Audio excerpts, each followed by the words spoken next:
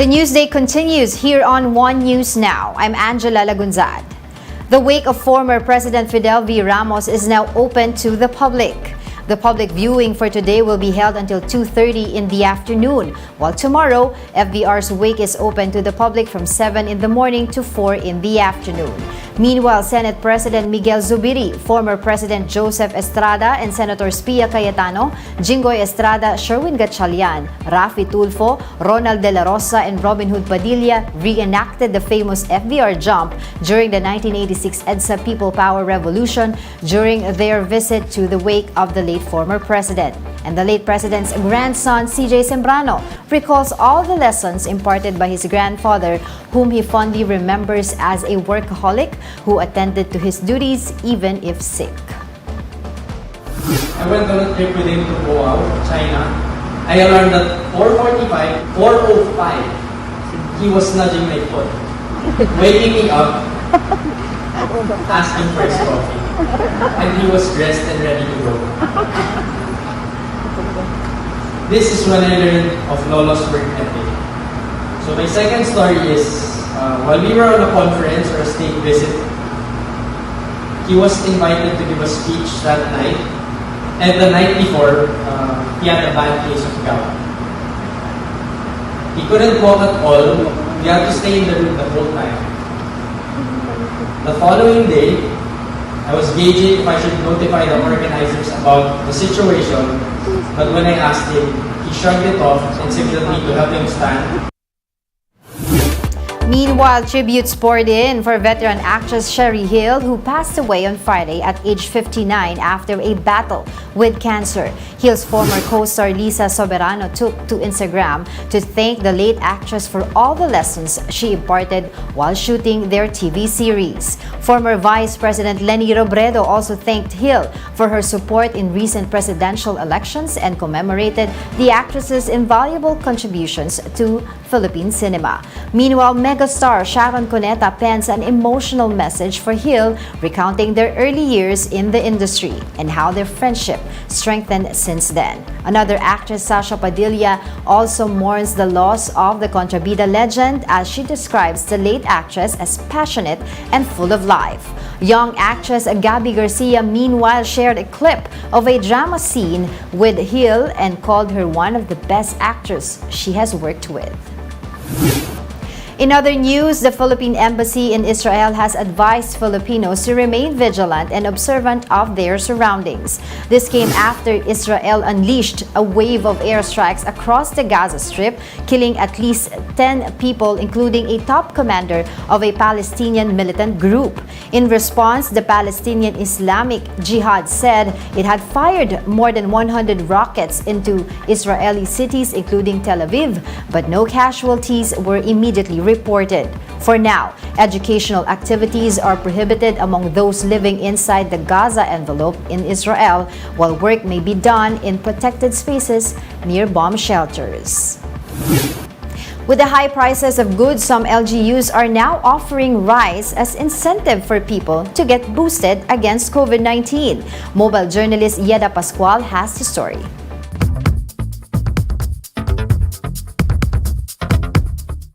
LGUs have been trying to pull off different gimmicks to encourage their residents to get boosted.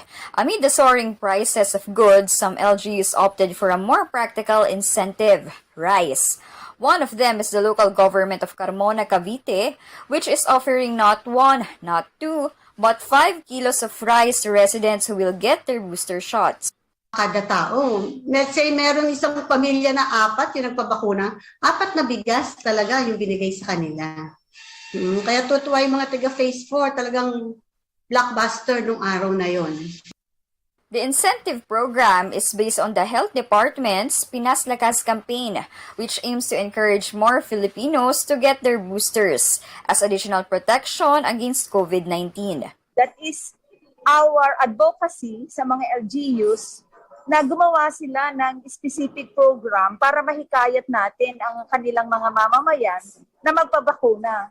The Carmona LGU says the incentive program appears to be effective as booster vaccination rates have climbed to 800 from around 200 per week.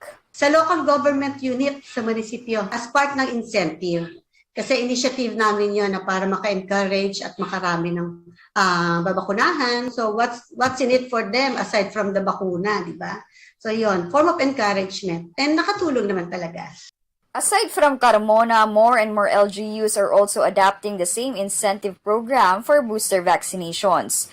These include Quezon City, Infanta Quezon, Imus Cavite, and Cabuyao Laguna.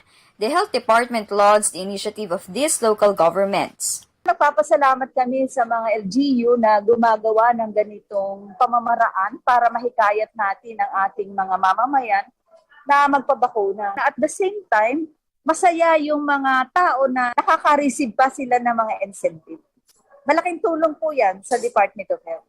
Mobile journalist Yeda Pascual, we are One News. We'll be back with more stories after the break. Keep it here on One News.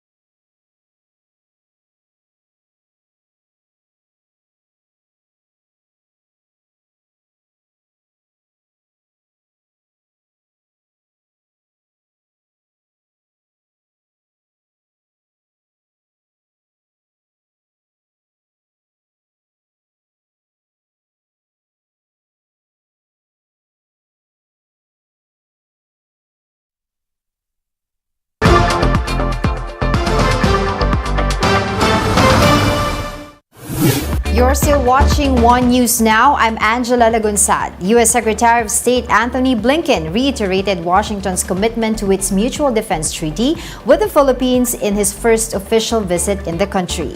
In the meeting, Blinken stressed the need to maintain open lines of communication between the U.S. and Philippines as tensions increase in Taiwan.